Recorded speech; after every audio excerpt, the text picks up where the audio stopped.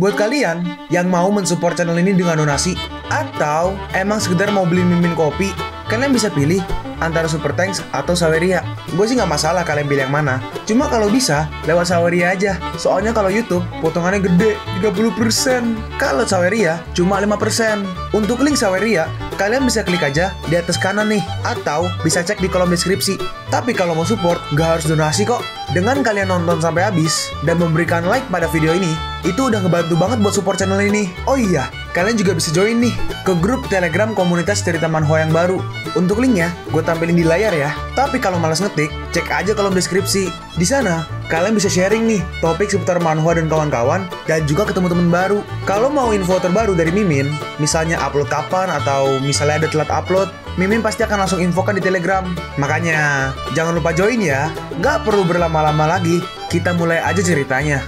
Ini catatan yang disusun tadi malam tentang cara menggunakan senjata. Kau pimpin para prajurit untuk memperhatikannya dengan baik. Ada rumah Fairy Fox di kota kecil dekat sini. Aku akan pergi untuk mengurus beberapa urusan. Tongsing berkata, rumah Fairy Fox. Oh, aku mengerti. Saudaraku, pergilah bersenang-senang dengan tenang. Latihlah mereka dengan baik. Yuko merespon, jangan berpikiran macam-macam. Aku hanya pergi ke sana untuk mendapatkan informasi. Ternyata Wuyo mendengarnya. Dalam hati Wuyo, rumah Fairy Fox. Dalam hati Yuko, menurut informasi, ada mata-mata pasukan Taliao yang bersembunyi di rumah Fairy Fox ini. Aku harus segera menemukannya. Yuko mulai mencari. Nah, ketemu. Lalu Yuko menghampirinya. Apa kau ada waktu luang malam ini, Nona? Wanita ini adalah Hu Santo. Dia menjawab, tentu saja. Tapi harga diriku sangat mahal. Kalau kau nggak punya 10 batu roh, lalu Yuko langsung mengeluarkan sebuah batu roh bagus mungkin ya. Kalau begitu, aku akan melayanimu, Master. Yuko pun diajak pergi. Ternyata Wuyo melihat Yuko. Dalam hati Wuyo, wanita jahat. Kakak Yuko milikku. Gak akan kubiarkan kau menang. Beberapa wanita menghampiri Wuyo. Hai gadis cantik, kenapa kau tinggal di sini sendirian? Seorang lagi menambahkan, apa kau ingin menemani kami? Hei, kalian, lepaskan aku, Master. Dalam hati Yuko, oh, apa ini pencuci muka? Lalu Yuko langsung mendorongnya. Ya, kau benar-benar gak sabaran. Aduh, gelinya gue ngomong gitu. Yuko berkata, ngomong-ngomong, apa kau udah mendengar berita terbaru bahwa Taliao akan mengirim pasukan untuk melawan negeri Tan? Apa? Akan ada perang lagi? Aku nggak tahu. Dalam hati Yuko, sepertinya aku terlalu banyak bicara. Kalau begitu, mari lanjutkan. Master, aku nggak sabar.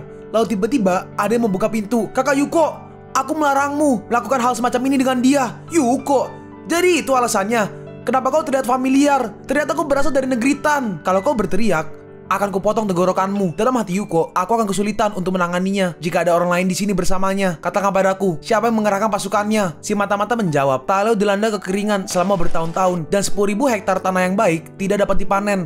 Ratu memerintahkan seseorang untuk membunuh orang kaya yang menjadi penguasa Taliao. Yuko bertanya, berapa kekuatan pasukan yang ada di Pincin Pass? Dia menjawab, ada 300.000 pasukan di dalam Pincin Pass. Dindingnya ditutupi dengan panah dan mesin pelontar batu dan dijaga oleh Raja Chenan, salah satu pemimpin Taliao. Raja Chenan sangat ahli dalam bertahan dengan pasukan yang hebat, dan tanpa sejuta tentara mustahil untuk menaklukkan celah Pincin. Saudara Yuko, hati-hati! Si mata-mata mengeluarkan sebuah belati, tapi Yuko dengan cepat memotong lehernya. Kakak Yuko, kau membunuhnya. Maafkan aku nggak seharusnya melakukan ini di depanmu. Hanya saja, jika aku tidak membunuhnya, aku yang akan mati. Tuanku, beristirahatlah. Si Wushu berkata, bagaimana bisa aku beristirahat ketika hidupku tinggal menghitung hari? Saat ini harus segera menyelesaikan krisis Tachin. Di mana Wuyo? Dia menjawab, Tuanku, apa Anda lupa kalau Nona Wuyo pergi ke rumah neneknya dan Anda yang menyetujuinya? Akan lebih baik dia pergi ke rumah neneknya karena situasi di Yanqing tidak kacau dan aman baginya untuk berlindung di luar. Orang tua ini hanya memiliki satu anak perempuan yang tersisa. Aku berharap dia bisa selamat dan baik-baik aja. Sekarang kita melihat Yuko dan Wuyo. Saudara Yuko, dia identitas Hu Santuo bukan orang yang sederhana. Jadi hal ini akan menjadi perhatian publik. Oh iya, mungkin ada obat untuk penyakitmu di sini. Wuyo berkata, jangan hibur aku. Ayahku udah berkeliling dunia untuk mengatasi kondisiku. Bagaimana mungkin ada solusi di kota terpencil ini? Oke, ikutlah denganku. Mereka pun pergi ke sebuah kediaman. Wuyo berkata, apa di sini yang kau bilang bisa menyembuhkanku? Yuko menjawab, iya, legenda mengatakan bahwa seorang jenderal bernama Song terluka parah dan datang ke sini, di mana dia mengkonsumsi makhluk abadi di sini yang menyembuhkan lukanya dengan cepat. Dan kemudian dia kembali ke sini untuk mendapatkan Pincin. Wuyo berkata, nama keluarga Song, pusat medis ini juga disebut pusat medis Song. Mungkinkah? Iya, benar. Satu-satunya yang bermarga Song di kota Pingtou ini adalah pusat pengobatan Song ini. Ayo, mari kita masuk ke dalam. Apa Dokter Song ada di sini? Orang tua itu belum kembali. Kau bisa kembali lagi lain waktu. Nenek ini adalah Nenek Song. Saat dia melihat Yuko, "Hah? Anak muda, kau sakit parah. Penyumbatan jantung bukanlah masalah kecil." "Hah? Bagaimana kau tahu?" Dalam hati Yuko, sejak pertempuran dengan Raja Ketiga, vitalitas tubuhku telah kacau dan kondisiku stagnan. "Saudara Yuko, kau kenapa?" Nenek Song berkata, "Jangan mengkhawatirkannya sekarang. Kau lebih serius. Aku khawatir kau nggak akan bisa hidup lebih lama lagi." Yuko berkata, "Senior, tolong bantu kami." Neneknya merespon, "Aku nggak pandai dalam bidang medis, tapi kami belajar sedikit, jadi ikutlah denganku." Dalam hati Yuko, nggak pernah menyangka bahwa pusat medis terpencil ini memiliki begitu banyak tanaman obat langka. "Gadis kecil, ulurkan tanganmu." Uyo berkata, Aku bukan gadis kecil dan lebih dari seorang wanita dewasa. Ini 9 pembuluh darah yin." Yuko berkata, "Senior, apa kau punya cara untuk menyelamatkan adikku?" Aku bukan adikmu. Kau mengalami cedera jantung yang menyebabkan penyumbatan arteri. Gak perlu menggunakan obat. Cederanya udah sembuh. Lapisan penghalang itu secara alami bisa ditembus. Hanya saja garis kecil ini emang tangguh. Tolong tanyakan kepada senior." Tiba-tiba, apakah ada tamu yang datang? "Pak Tua, kau udah kembali." Orang ini adalah Pak Tua Song. Si nenek berkata, "Kemari dan lihatlah gadis ini." Kakek Song berkata, 9 pembuluh darah yin. Kau pasti keturunan keluarga Murong. Ibuku emang keluarga Murong. Keluarga Murong hancur karena kudeta istana. Ibuku dipaksa menjadi penyanyi di gedung opera dan kemudian menikah dengan ayahku. Keluarga Murong adalah praktisi pertama di dinasti Tachin. Namun, karena dipengaruhi oleh 9 pembuluh darah yin, garis keturunan mereka akan putus dan mati pada usia 20 tahunan. Ini bisa disembuhkan dengan teratai salju di ujung utara, tapi teratai salju jarang ditemukan dalam 100 tahun. Jadi aku khawatir akan sulit." Yuko berkata, "Lalu apakah Anda punya metode lain?" Dia menjawab, "Di puncak gunung Tianshan ada penguasa binatang iblis yang disebut binatang buas yang memiliki giok spiritual 9 yin di dahinya yang dapat menyembuhkan garis keturunan yang rusak. Namun gunung Tianshan adalah wilayah Taliao dan juga harus melintasi Pingchin Pass. Bahkan jika Anda melewatinya, binatang iblis ini sangat kuat dan ganas. Ketika keluarga Murong mengetahui rahasia ini, mereka mengirimkan sekelompok besar anggota keluarga, tetapi nggak ada jalan untuk kembali." Yuko berkata, "Aku harus mendapatkan giok spiritual 9 yin." Uyo berkata, "Saudara Yuko, ini terlalu berbahaya. Aku masih punya waktu 5 tahun lagi. Selama aku bisa bersamamu setiap hari, aku akan puas." "Uyo, kau Yuko, senior. Anda mengenal saya?" Kakek berkata, "Kau adalah pahlawan Tachin. Siapa yang nggak tahu tentang hal itu? Jangan terburu-buru. Kau akan mendapatkan apa yang akan kau dapatkan. Udah malam, mari kita makan malam sejenak." Mereka pun akhirnya makan-makan. Lalu seseorang datang. "Salam Tuan Li." Kakek Song berkata, "Ini adalah anak angkatku, Sui Ching Chao." Dalam hati Yuko, identitas orang ini gak sederhana. Apakah dia juga mata-mata Taliao seperti Hu Santuo? Dia sebenarnya memiliki nagachi di tubuhnya dan nama belakangnya adalah Sui. Yuko berkata, "Sui adalah nama keluarga kekaisaran Taliao. Mungkinkah dia adalah adik dari Ratu Taliao?" Kita melihat masa lalu dari Sui Ching Chao. Ternyata ayahnya meninggal dan dia ditaruh di sebuah keranjang dan diangkat oleh kakek Song. Ada sepucuk surat yang ditinggalkan oleh orang tersebut di dalam keranjang. Dan ketika aku mengetahui tentang identitas Ching Chao, aku mengangkatnya sebagai anak angkat. Darah yang mengalir adalah simbol status ortodoks di Taliao. Sepertinya kau adalah orang yang seharusnya menjadi pewaris tahta Taliao. Dalam hati Ching Chao, iya, akulah yang seharusnya mewarisi tahta, bukan sepupuku, Sui Chao. Ching Chao berkata, "Astaga, apa yang kau bicarakan? Aku hanya ingin tinggal di sini dan mengurus kedua anakku." Kakek Song menambahkan, "Kuncinya adalah hati." Dalam hati Yuko, orang ini sangat ambisius, sama seperti Ching Chao saat itu. Terserahlah, demi giok 9 pembuluh darah dan demi menghilangkan ancaman Taliao yang ada di Pingchin Pass, aku harus merebut Pingchin Pass. Yuko berkata, "Uyo dan aku tinggal di Fulai Inn. Jika Dr. Song telah menemukan cara yang lebih baik untuk mengobati 9 pembuluh darah yin, tolong kirimkan aku seseorang untuk memberitahu kami." "Oke, aku mengerti." Kita melihat Yuko sedang menunggu Ching Chao. "Kau tahu aku akan datang. Setelah bertahun-tahun berlalu, kenapa kau melepaskan kesempatan untuk bekerja sama denganku?" Ching Chao berkata, "Jadi kau tahu semua tentang hal ini?" "Dan iya, akulah yang seharusnya menjadi Raja Taliao." Yuko merespon, "Tapi bagaimana kau bisa bersaing dengan sepupumu kalau kau nggak memiliki kekuatan atau otoritas?" Chang Chao menjawab, "Dan itulah kenapa aku ingin kau bekerja sama denganku untuk membantumu mengambil alih Pingchin Pass, dan kau akan membantuku mengambil kembali tahta." Yuko bertanya, "Apa kau punya cara untuk mengambil Pingchin Pass?" "Aku adalah tabib Raja Chenan. Aku bisa menyelinapkanmu masuk dengan cara membuatmu menyamar sebagai Raja Chenan. Saat waktunya tiba, pasukan Taliao akan jadi milikmu." "Oke, setuju." Lalu kita pindah ke kerajaan Haotian di istana ibu kota. Nalam berkata, "Si Masa, kontrak kita sudah selesai." Orang yang di tengah berkata, "Mulai hari ini dan seterusnya, kerajaan Haotianmu adalah tempat peristirahatan kelompok bajak lautku, dan lautan gunung juga berada di bawah perlindungan kami. Namun demikian, Anda gak begitu bahagia menjadi Ratu Haotian. Lihatlah aku, kedua anak ini adalah keindahan alam. Apa kau ingin menikmatinya?"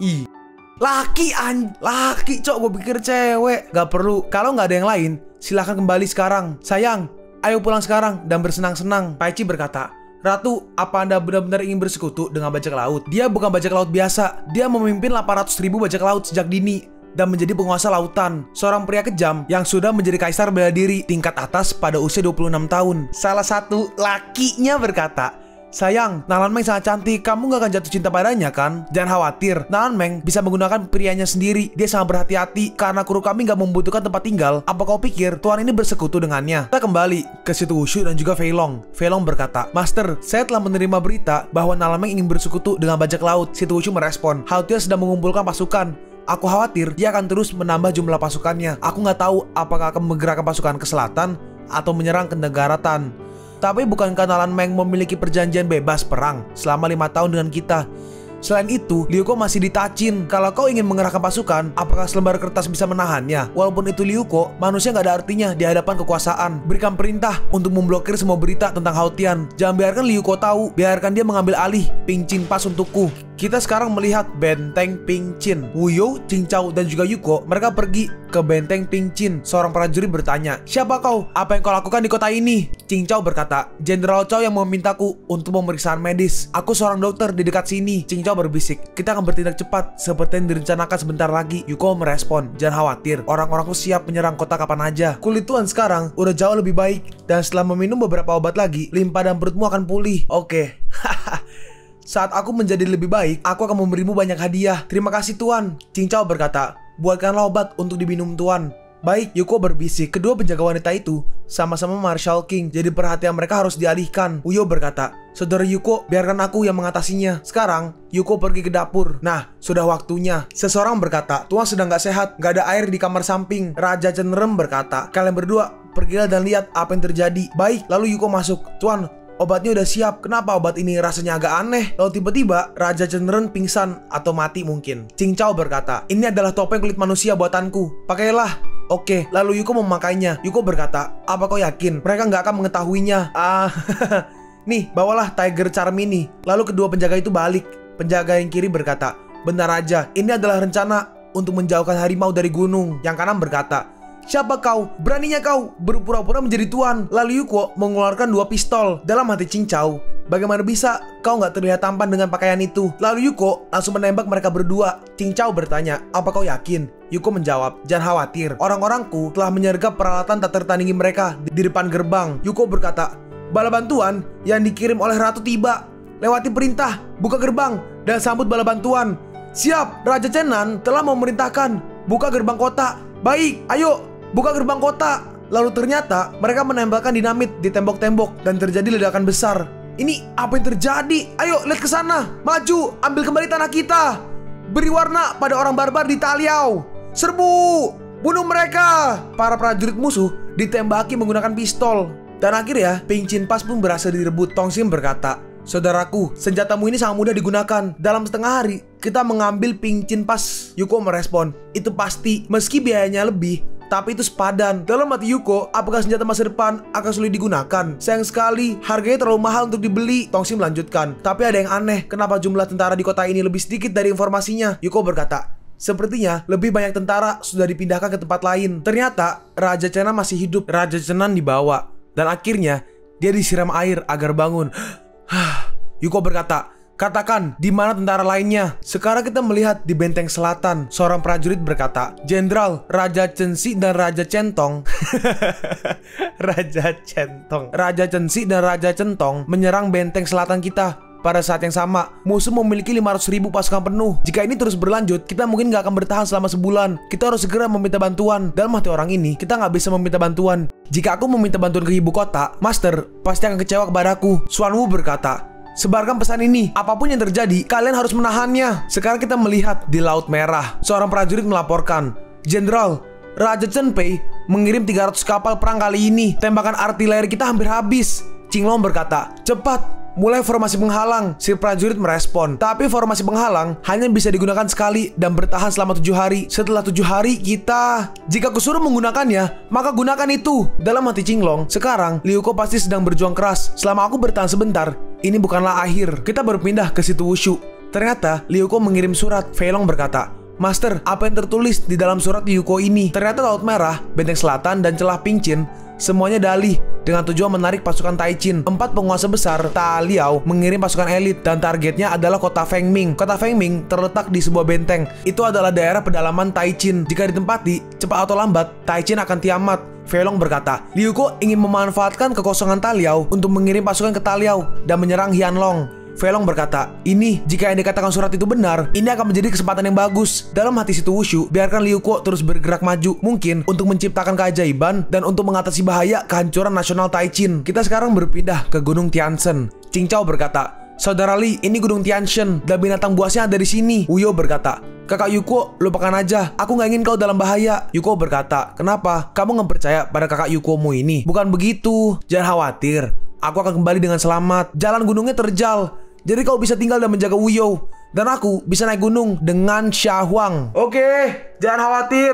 Pergilah." Mereka pun pergi. Saat di gunung, mereka melihat seekor binatang buas yang sedang tidur. Yuko bertanya, "Apa itu binatang buasnya?" Dalam hati Yuko, orang dengan cahaya kemasan di kepalanya seharusnya adalah Qiu Yin Ling Yu. Binatang buas itu sepertinya cukup jinak. Lalu tiba-tiba ada 2 kelinci jalan. Dan kelinci itu waduh, monster itu langsung bangun dan dia langsung mengamuk. Dengan satu serangan, lantainya dihancurkan. Yuko berkata, "Ayo pergi." Dia sangat ganas. Perubahan wajahnya itu lebih cepat dari membalik buku. Tongsing berkata, binatang buas itu sulit dihadapi. Dalam hati Yuko, kenapa binatang buas itu tersinggung setelah melihat kedua kelinci itu? Jangan bilang, "Oh, aku punya ide." Lalu Yuko memunculkan boneka Liu Ko yang menggunakan kostum binatang dan juga pacar pura-pura, atau bisa dibilang betina lah. "Binatang buas, biar ku beri kau hadiah." Lalu binatang itu langsung pergi ke arah si boneka, tapi si boneka langsung mundur. Dan binatang buas itu menabrak batu besar. Nah, itu berhasil. Batu di kepalanya pun lepas. "Qiu Yin Ling Yu, saya mendapatkannya." Tongsing berkata, "Saudara, cepatlah singkirkan binatang buas itu. Aku akan buta. Ada di mana Ta Liao?" "Barat laut."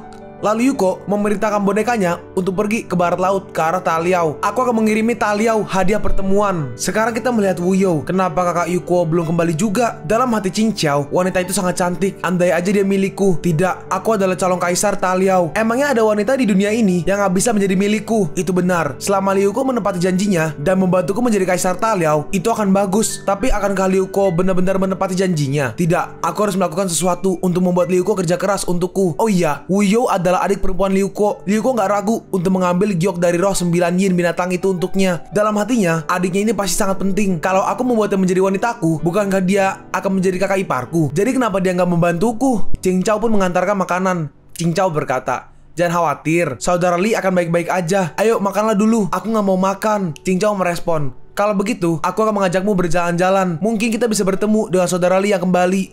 Mereka berdua pun jalan-jalan. Lalu Qing Chao mengambil sebuah bunga dan dia menaruh obat di bunga itu. "Wuyo, bunga ini sangat harum. Ciumlah." Tapi Wuyo nggak sengaja, pas dia lagi stretching, tangannya mengenai tangan Qing Chao dan Qing Chao nggak sengaja mengharum bunganya. "Ups, maaf, aku memukulmu." Hei, wajahmu memerah. Apa kau baik-baik aja?" Lalu tiba-tiba Wuyo ditangkap, lebih tepatnya digenggam. Qing Chao berkata, "Sial, karena akibat infeksi racun ini akan membuatku lepas kendali. Jadi, aku akan melakukannya denganmu di sini." "Hei, apa yang kau lakukan? Cepat nyingkirlah. Ini sakit. Menjauhlah." "Kalau kau nggak menolaknya, itu nggak akan sakit. Berikan aku tubuhmu dengan patuh, dan aku akan menjadi kaisar Ta Liao. Akan kujadikan kau ratu. Pergilah." Dalam hati Wuyo, dia mengingat pengajaran Yuko. "Jangan khawatir, biarkan aku mengajarimu teknik 1 set anti serigala yang disebut tinju atas kaki bawah. Nggak perlu latihan khusus, cukup arahkan ke titik vital musuh." Lalu anak kecil dari Qing Chao ditendang. Lihat tuh, telurnya pecah. Kau, beraninya kau menyakitiku." Karena lepas, Wuyo pelan-pelan mundur dan akhirnya Wuyo jatuh ke tebing. "Kakak Yuko, tolong aku." Setelah berhasil mengambil batu tadi, Yuko kembali. Yuko berkata, "Wuyo, aku kembali." Si prajurit berkata, "Jenderal Li, Nona Wuyo menghilang." "Hah? Hilang? Bukankah aku menyuruhnya menungguku di kamar?" "Dia dibawa pergi oleh Dr. Sue. Tapi saat kembali, Dr. Sue hanya sendirian. Apalagi barangnya rusak." Yuko bertanya, "Qing Chao, apa yang terjadi? Di mana Wuyo?" Dia menjawab, "Saat aku berjalan bersamanya, aku bertemu dengan tentara Liao dan Wuyo dibawa pergi."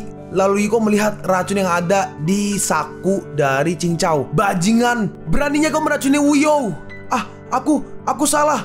Kalian pun sampai di penghujung video ini. Kalian mau tahu lanjutan chapter ini? Atau manhwa menarik lainnya? Makanya, jangan lupa subscribe biar kalian gak ketinggalan kalau gue upload video baru. Jangan lupa like, komen, dan share ke teman-teman kalian supaya channel ini bisa lebih berkembang ke depannya. Segitu dulu dari video cerita manhwa. Gua Sabik undur diri. See you on the next video. Zaijian.